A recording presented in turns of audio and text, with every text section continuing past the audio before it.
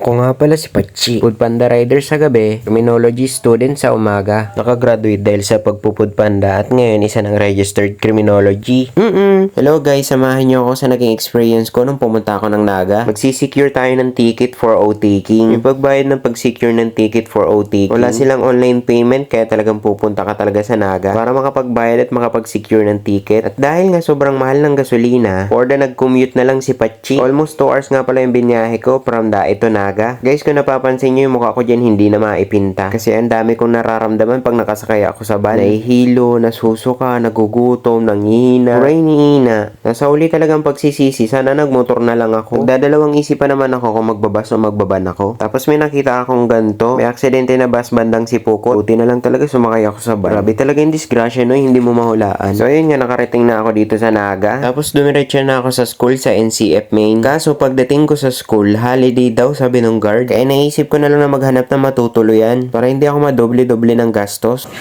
Hello, ma'am. Pwede makituloy, ma'am? Doon dito ka sa baba niyan. Sige na. May bakante ka dyan? Meron. Ilang araw ka ba?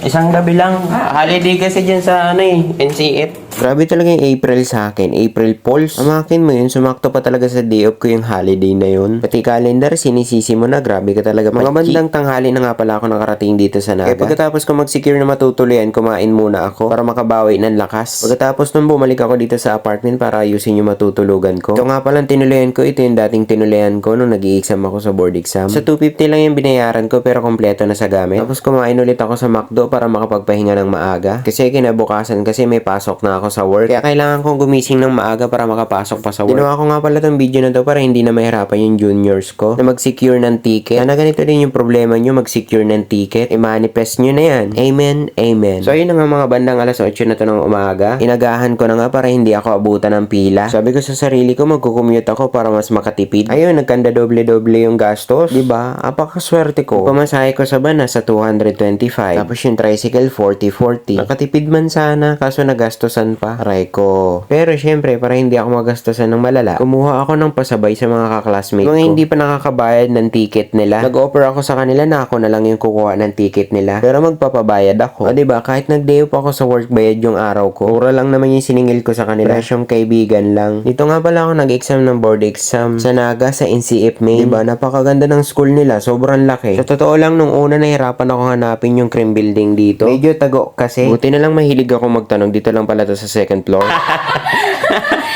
sa shoutout mo yung mga taga-Basod.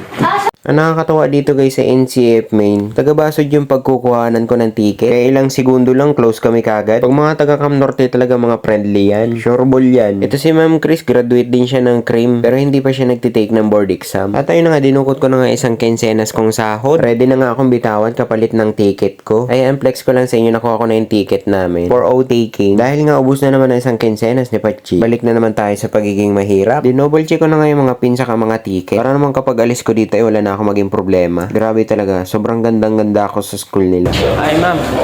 Diba, punta ko dito kahapon. Sabi ni Sir Holiday daw. Sabi ni Ma'am Cheris, natanggap daw siyang payment kahapon. Wala pala sinabi sila. Bago ako umalis sa NCF, tinanong ko muna yung guard na nagsabi sa akin na wala daw transaction for payment for O-taking kasi holiday daw. Pero ang sabi sa akin naman, Cherish, yung tumatanggap ng payment sa O-taking, naghihintay daw siya kahapon ng mga magbabayad pero walang dumarating. Kaya pala walang dumarating kasi hindi pinapapasok ng guard kasi nga daw holiday. Ayun, nalaman ko yung problema. Nagkaroon ng misunderstanding yung hierarchy. Hierarchy? Nag-review yan? Ay, may aso? Thank you. Congrats. Ay, sipin mo palan. Oh. Thank you. Okay na. Pagdating ko sa Dait, nag-asikaso na kaagad ako. Kasi malapit na yung pasok ko sa work. Naibigay ko na rin dun sa pasabay yung ticket saka yung pin niya. Pero nagpagas muna ako. Tingnan nyo naman kung gaano kamahal yung gas. Grabe na talaga yung tinaas ng gas ngayon. Pero may magagawa. Ngayon pupuntahan ko na may isang classmate ko. Yung isang classmate ko na nagpasabay din sa akin magpakuha ng ticket saka pin niya. Dinadaanan ko lang to papuntang work kaya hindi hassle sa akin ihatid sa kanya. Yung mga pasabay niya. May kulang ka pa. Magiging pulis na yan. Is it? Parang gumaganda ka ngayon Sa mga mag-a-attend nga pala ng O-taking sa April 29, guys, PM nyo lang si Din, available daw yung ban niya. Ayun yung name ni Sir Din, pinlas ko na sa screen. PM nyo na lang.